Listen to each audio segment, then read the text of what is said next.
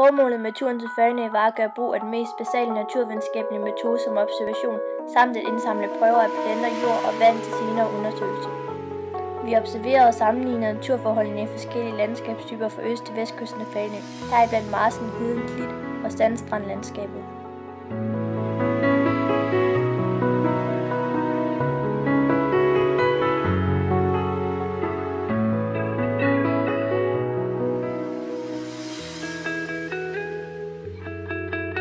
De første dyr, vi erfarede på Fanø, var 4 spættede sæler på en banke tæt ved færgen i Nordby. Normalt ville der være en del flere sæler ved lavvande, når banken er større. I Danmark er der 2 arter af sæler. Den spættede sæl og gråsælen, hvoraf den spættede sæl er den mest almindelige at se.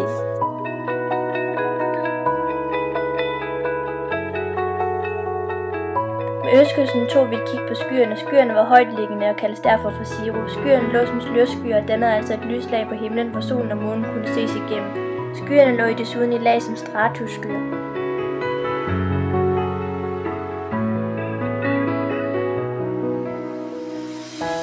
På marsken var der stor vegetation. En af de mest dominerende arter var denne art. Spartina alterniflora, også kaldet spartina eller fanevadegræs. En kraftig voksende plante, som normalvis findes i store mængder, helt ude ved vandet i marsken. Det er en 1-1,5 meter høj plante med gulgrønne blade. Den er et stift og tueformet græs. Vandet med marsken havde et saltindhold på ca. 25 promille. Spartina er en pionærplante og en af de typer planter, der kan vokse i saltholdig vade, idet den har meget specielle kirtler på bladene, der kan udskille salt. Vadegræs har desuden den evne, at den kan binde og tilbageholde slik, som tilføres en flod.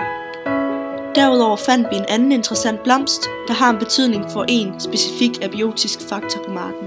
Trifolium pratense, også kaldet rødkløveren. Rødkløveren har små elliptisk formede rødlilla blade. Den tilhører ærteblomstfamilien og indgår derfor i nitrogens kredsløb. Planten er nemlig en af de få eneste planter, der kan optage kvælstof direkte fra luften. På marken var der desuden køer, som også bidrager til kvælstoffets kredsløb ved udskilning af urinstoffer. Planten vokser bedst på fugtigt overvejende lerjorder og vokser dårligt på meget sure jorder. Det stemmer overens med, at den blev fundet på marsken, idet jordens pH-værdi her blot var 7,0. Det betyder, at pH-værdien var neutral. Derudover var jorden her sandblandet lerjord og var forholdsvis våd. Området på marsken er egnet til landbruget, grundet den lange eng med vegetation samt den neutrale og næringsrige jord.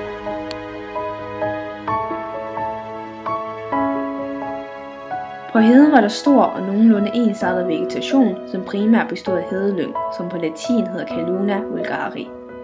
De har grønne dværgbuske med kranstillede, nåleformede blade og rødviolette tæt bevoksede blomster. Desuden voksede der grantræer på heden, og disse 2 planter er begge bedst egnet til at leve på surt jord og morbund. Det stemmer overens med vores måling af pH-værdi på 5,5 til 6, som betyder, at jorden er sur og forholdsvis næringsfattig. Vi har en teori om, at der lever hugorme på stedet, men vi så det ingen selv, da hugorme er menneskesky, og det er derfor svært at bekræfte vores teori. Jorden på heden var af ler blandt sandjord, og kun 5-10% af jorden var ler. Her var landskabet meget tørt, og vi fandt ingen vandløb i området, som kan give fugt til jorden. Landskabet forandrer sig, som vi nærmer os vestkysten. Der starter med at være mere et fladt landskab, men som vi cykler gennem landet, opdager vi bakketerræn. Det er her sommerhusene og turistattraktionerne ligger. Husene kan for det første ligge lag for vinden, men for det andet er det her, vi finder de gode sandstrande. De er et resultat af kraftige bølger, som har bølgeenergi nok til at flytte på de større sandkorn.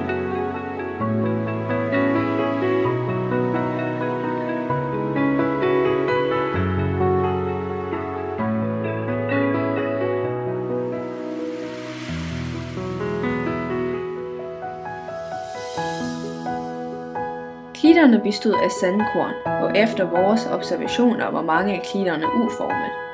Også her var det ensartet vegetation, hvor sandhjelme prægede stedet. De hedder på latin Amophilia arenaria. Hjelme er flereårsplanter, og de har stive og oprette strå, som er spidse i enderne.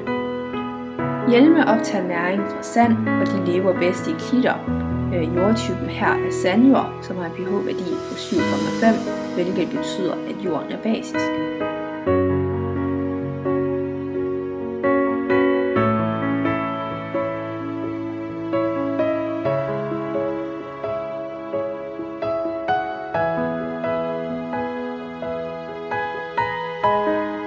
Terrænet ved sandstranden på vestkysten var vandret, og sedimentet bestod af både tørre og våde sandkorn.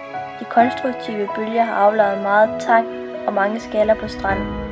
Jordens pH-værdi var 7,5, og det er på grund af blåmuslingernes skal, som indeholder kalk.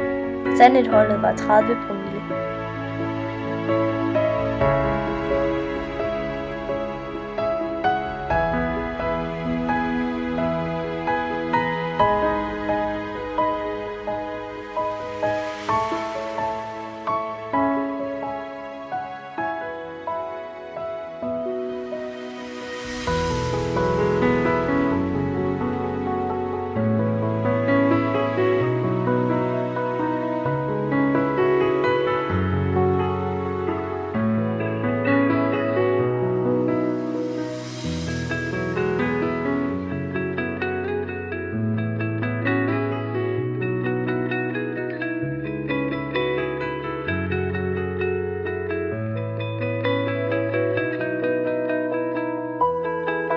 Den 6. og 10. november foretog vi nogle forsøg at indsamle materiale. Vi bestemte planternes art. Vi fandt vandets saltindhold ved hjælp af 3 metoder. Vi brugte et refraktometer, et aerometer og Hannas salintest. Vi fandt jordens pH-værdi, farve, jordtype og sedimentets kornstørrelse.